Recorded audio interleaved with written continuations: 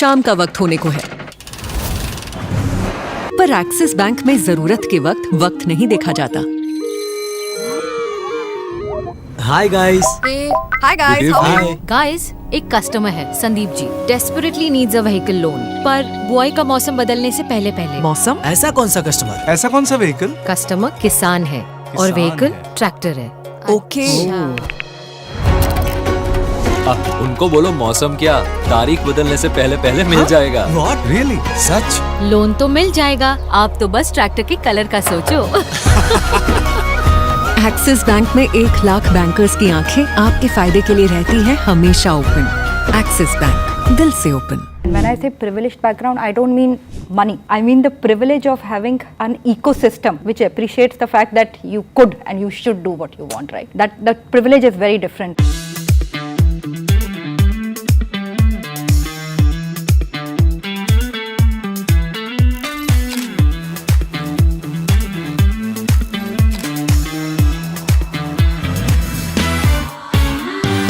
So usually you would assume that, oh, I want a little, less complex work, maybe more flexibility. But did you ask the woman? Did you ask the mother? Did you ask the returning mother what she wants? And I think those conversations have resulted in our shifts in percentages of returning mothers being with us more than that.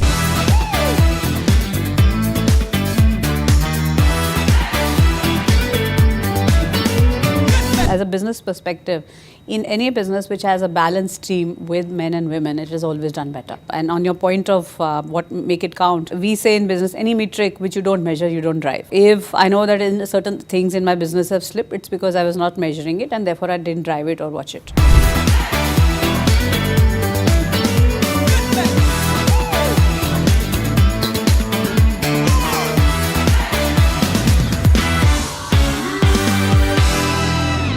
Hi, I'm Soonu. Hi, I'm Ananya. Hi, I'm Tanu. And we are the Women in Banking. Great. So the women in banking, if we roll back, where were we before banking? Maybe let's roll back into childhood. What were our childhood ambitions? What did we really want to be? So I come from a very, very, very open family, and we were just 2 sisters. My father always wanted me to take over his business. It so happened that towards the end of my college, his business was kind of in bad shape, and he's like, IAS ban jao tum. So he really was, wanting me to do IAS, and I was like, nahi, I'm going to do an MBA and pursue a good career, but don't worry, I'll do something. He's like, kuch kar lena. I was like, main kar lungi. So really, I mean, throughout my growing up years, my father would involve me in his business. Make me sit through meetings since I was in like class 8 and 9, which I would understand nothing of, but I would sit through some of those meetings. But he was very clear, you can't not be doing something. Wow. That's so interesting, right? How our parents shape our childhood, right? Soonu, since you asked, right, when I think back to my childhood, I remember I was ambitious, but you don't know what ambition is when you're a kid, right? So I was ambitious that I have to do something in life. I have to make a career for myself. I have to be independent, have my own identity, right? And some part of it was also, as you said, right, my mother. She was a strong woman, working woman, raising up kids, and single mother at that, right, raising kids. So it just came natural to me कि कुछ तो बनना है life में, right? But did I think I'll do marketing? No, I did not. मतलब IAS was one of the things I also toyed with कि अच्छा north में होता है ना कि IAS ऑफिसर बनेंगे, फिर हुआ कि चलो डॉक्टर में भी, engineer, and then somewhere I ended up doing science, chemistry. उसके बाद life took me to marketing. I realized what excited me was marketing, and here I am doing marketing in a bank. Wow. Life stages bring about different aspects of your life to the forefront, right? So it doesn't change you as a person who you are. So ambition doesn't go away, right? But have there been times that maybe have I taken a bit of pause on my work ambition? I have, right? Am I glad about it? When I look back, maybe I'm not, right? So I think it keeps changing, it keeps evolving. You also realize you don't have to be perfect in everything, right? वो socially एक condition हुआ है ना कि perfect mother भी होना चाहिए, perfect wife भी, घर भी perfect at work also, right? So over a period of time, you realize at some point of time, you can pull back on one or the other. And I'll say one thing, we all talk about Of course, we are mothers, and I'm a mother of two. You guys also have kids who've grown up. As I said, my children are 20 and 12, a boy and a girl. And it's been interesting to bring both of them up because they're, a boy and a girl, different interest, and sometimes, there is a difference in DNA. But, so two things I want to say, right? One is that I've ensured that I've taught my boy to respect women, and he at some point is going to be a partner to someone, and he has to play an equal role. And ditto and at the same time, I've taught my daughter that you've come into the world and you should have a purpose. You should follow your calling, and you should let nothing come in your way. So really, to me, I'm bringing up a son and a daughter, and I realize that they at some point will be, one is already an adult and one will be an adult, and they will have to lead their own lives, make their own decisions. And at that point of time, I don't want them to be conflicted or be filled with any guilt or anything. They should follow their calling or their purpose with if I may say, confidence and no regrets. Yeah, in fact, Tanu, what I also feel is whatever doubts, like at least both of us had doubts, but today I feel proud when I see my daughter is proud of what I am, because I'm setting up a good role model for her. I'm setting up a role model that says that yes, it's important for you to lead your life, to bring in your aspirations. And I remember once, because I'm in marketing, you put up hoardings, right? I remember my daughter once told her classmates that that is my mother's hoarding. I'm sure her classmates thought that I was the celebrity in the hoarding, but it just makes you feel good. It makes you feel good that you're raising. My daughter is a feminist, right? I feel proud of having contributed to raising a feminist daughter, right, who demands equality. So I think all in all, we're doing a good job. Most of them, often pose us with these questions of work-life balance. I often feel that we may be leaning onto each sphere of our life at different times. Like there are times when I'm really leaning onto work, you have some deadlines, you have your presentations, you have your town halls, and you are completely in there. And of course, there are times when you're leaning at work front, you're managing schedules, exams, sickness, elderly care. Absolutely. So I just feel it's a mobile leaning system, it's not like on a day-to-day basis. I don't know, how do you all feel? No, absolutely agree with you. So I'm a believer that if you are going to try to achieve work-life balance on a daily basis, you'll drive yourself mad. Work-life balance is something that you achieve over a period of time. So as you ekdam sahi boli, that there are days where work is intense and it needs you, and sometimes of late, some of the projects Ananya we did recently together made us work 18-20 hours at a stretch on for days at a stretch, and we were doing that. And at that point of time, of course, sometimes we were working from home, sometimes we were working from office. Our children were obviously, sometimes they would need something or whatever, stuff does happen at home, but you would just focus on work at that point of time. One thing I'll say is that our bank, our organization is so understanding, be it Raj or be it Arjun, who's now my boss. He's been like, you take all the time you need. I know you'll not work suffer, and you manage it, but take all the time you need to prioritize these things. These things are important. So, just those kind of encouragements, even at this stage, does sort of give you the confidence to say, hey, I'll manage it. Whatever comes my way, I'll just manage it. Tanu, you're so right. In fact, I've realized post-COVID, and since we continue to be in a hybrid working model, I think it's been a boon. It's been a boon for somebody who had to travel in Bombay traffic to actually get that 2 hours extra. Now, whether that 2 hours extra goes sometimes for work, sometimes it goes for family, and that's okay. But just having that flexibility or that independence to manage your work and your life well. Right. And it's always, as you said, a moving needle, right? It never stagnant. But also, Tanu, I think it's universal, right? It's not just women who have to tackle this work-life, so-called work-life balance. It's also men. Gender agnostic. It's gender agnostic. Like everybody balances, right? Some days are important for work, some days are important for your family. So I think I'm not so sure, because things have got better, but they aren't ideal yet. True. Because I'll tell you, I recently went to my son's college to spend some time with him, and I met him, his friends, both girls and boys, obviously. And the girls come from all backgrounds. You know, some of them come from more open backgrounds and encouraging backgrounds. Some of them still come from relatively conservative backgrounds. Yeah. And while they're all in the same college, they're studying the same course, they're all at the moment doing well, you know, enjoying life pretty much the same way. But you know, I was like, Acha, I generally was talking to them and asking them, Acha, kya karegi beta after you pass out? And so it's like, Auntie, karna to ye sab hai, lekin I don't know what mom and dad are thinking about it. It's like, but you have to also take your own decision. You have to pursue your dreams. You should. So like, yeah, you know. But so there is that thing that you know, can I or can't I? It depends on a whole lot depends on what freedom they've got, what their upbringing has really been, whether they feel confident to take their own decisions and pursue their dreams. And actually, so Tanu, I think that's actually the privileged background. And when I say privileged background, I don't mean money. I mean the privilege of having an ecosystem which appreciates the fact that you could and you should do what you want, right? That privilege is very different, I think, and it's not standard and it's not uniform across our country or across the world also, maybe. And it transfers, I think, back into your career roles. Like we see certain parts of our country where it's difficult for men to report into a woman boss. But as Tanu and Ananya, you both said, you know, what's the grooming, what's the privilege? Do you have the privilege to make your own decisions? Yeah. So if the woman has been groomed enough to, yes, that she can be a decision maker, she can be the one who is calling for the shots.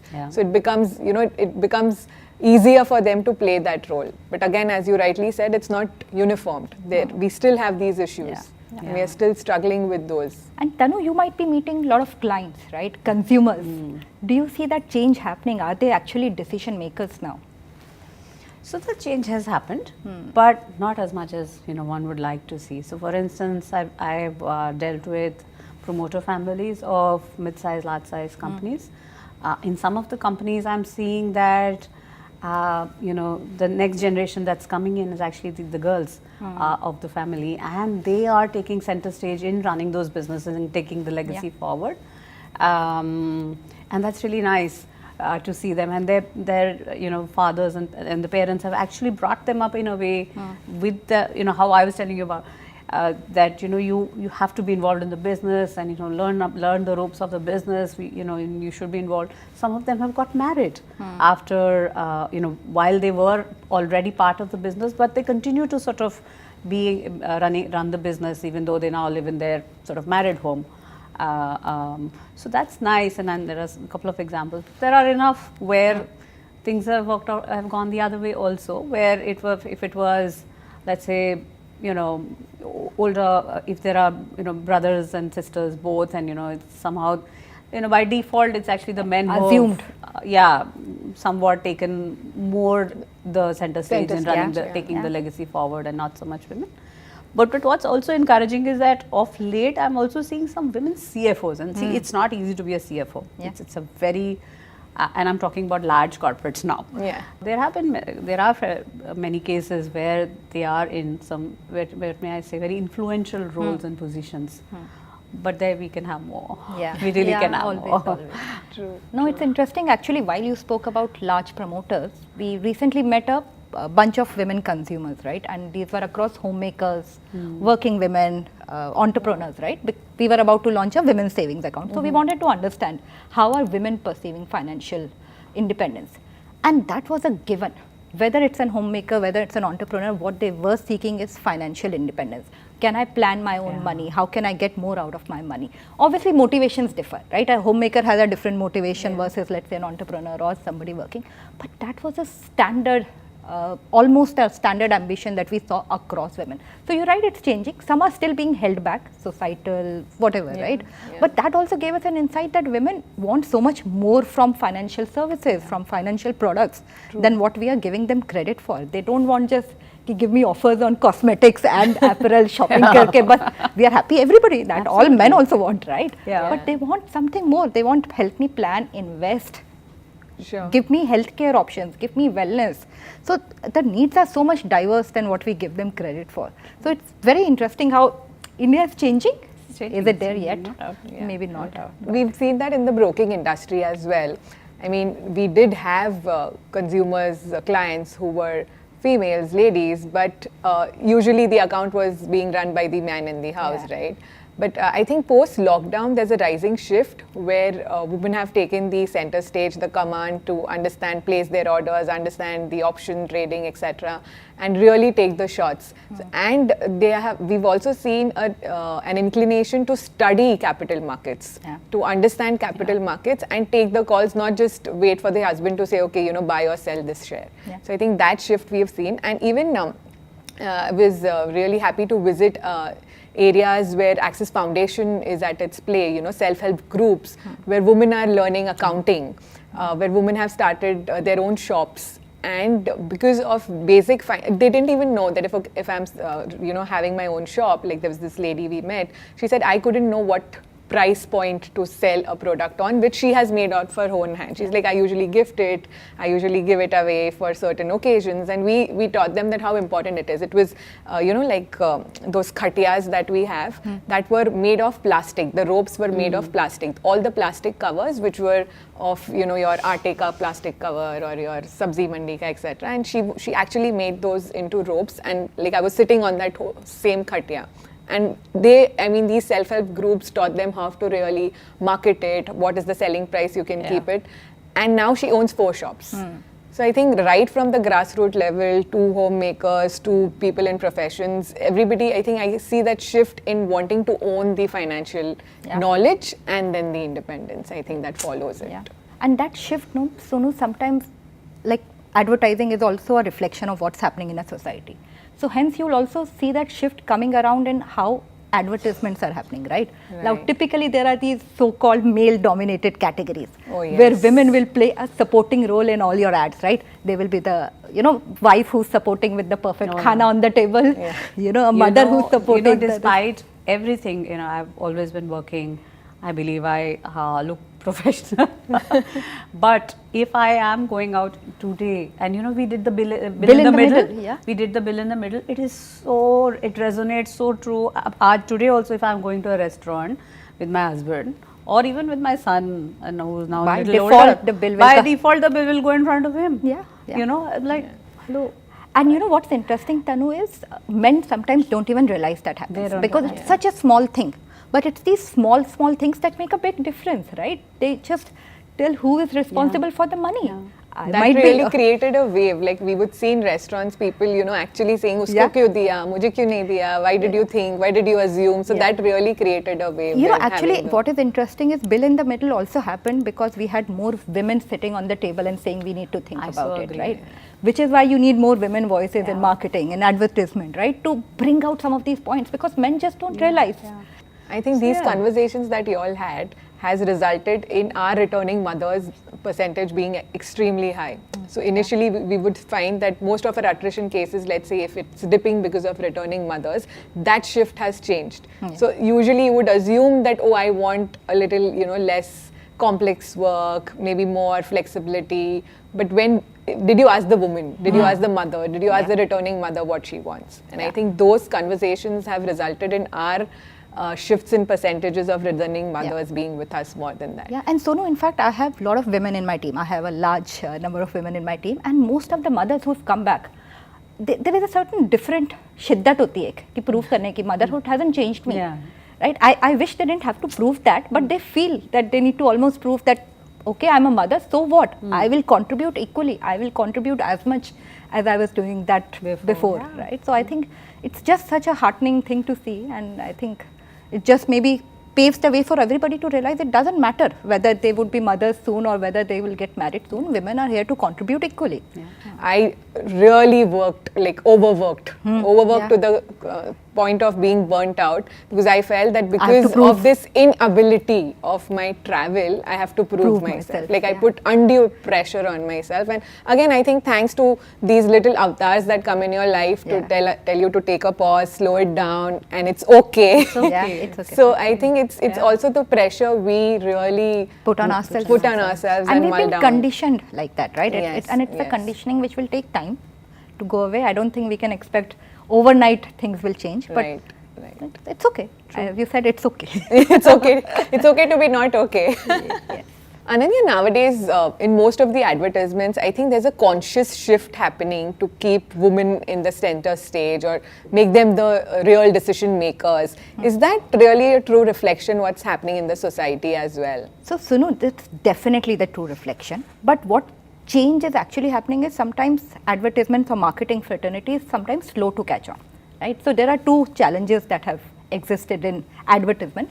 One is we show women in a certain way, stereotypical portrayal of women. Second is we show them always as a support character. Never a hero, always a supporting actor, right? Yes. So that's changed. That's changed because the world around us is changing. Have we changed slower than the world? I think we have. But what you'll see now is women are increasingly being shown as decision makers. They are being shown as women entrepreneurs. They are the ones who are ambitious, right? Ready to go out, and I don't know if you've seen any of our recent ads. They are out there making decisions. They are out there running their own businesses. They are out there being a mother, but also planning their own businesses. So that's changing. That's changing to reflect the society. Does it reflect the entire society? Maybe no. But sometimes advertisement can also change culture. It's not always change the mindset. Can change the culture, change the mindset. We have a power to do so, and we should use that well. So I think that's a very, very positive shift that I'm seeing. And at least at Axis Bank, we are very conscious that are we showing enough women? Are we showing women not in a stereotypical role? Are we showing them as decision makers? So that's a very conscious call that all of us take.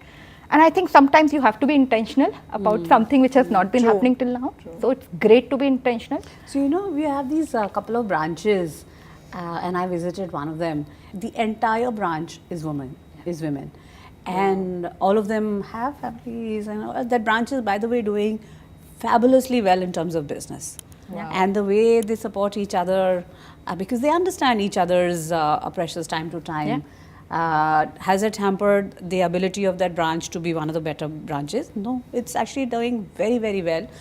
I thought it was one of the best kept branches, which by the way in service industry you need to have a well kept branch. So there are really so much benefits when you blend different women voices in all our businesses, etc.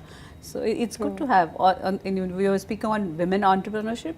So many people are know today. Earlier entrepreneurship amongst women was about a little bit on doing something on the side, on a food or clothes, apparel and all. Today I am seeing women do stuff in AI. And